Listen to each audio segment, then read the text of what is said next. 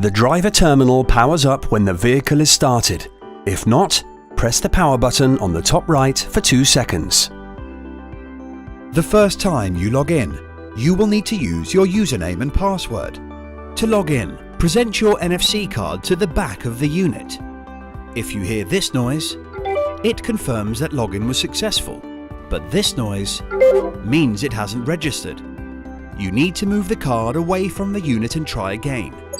Welcome to the home page. Here you can change settings, choose a journey type, begin navigation, enter a vehicle check, and in case of emergency, press the ICE emergency button. To change the preset brightness and volume settings, select the settings icon and slide the bar right or left to increase or decrease the brightness or volume.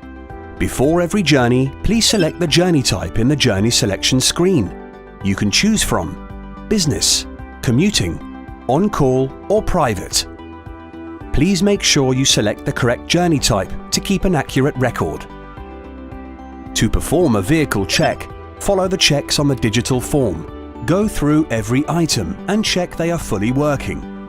For every item on the check, please choose yes if okay and no if the item needs fixing. If there is an issue, please enter a comment by pressing the form icon or microphone icon to record a comment.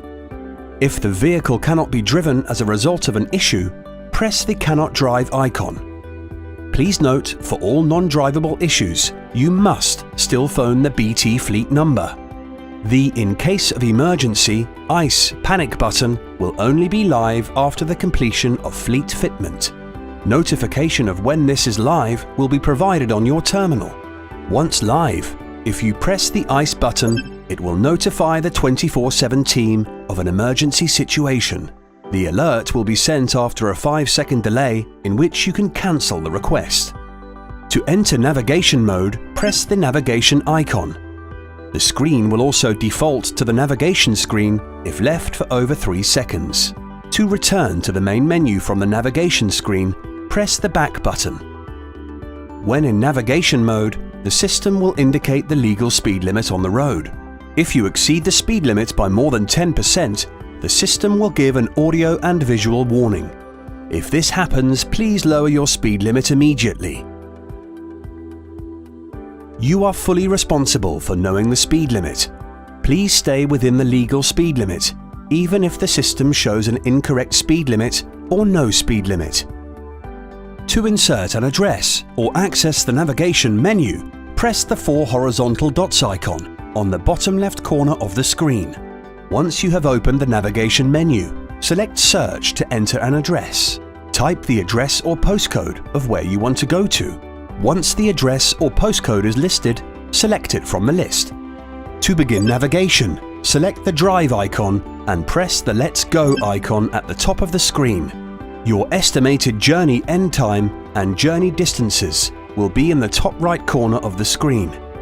These ETAs will include traffic delays and diversions. The arrow in the top left will take you back to the navigation menu. The left middle bar controls the zoom options on the map. The next direction is displayed at the top of the screen. Once a journey has started, you will see a blue line for the suggested route. From time to time, updates will be sent to the devices. If an update message appears, please accept the request by pressing Yes button.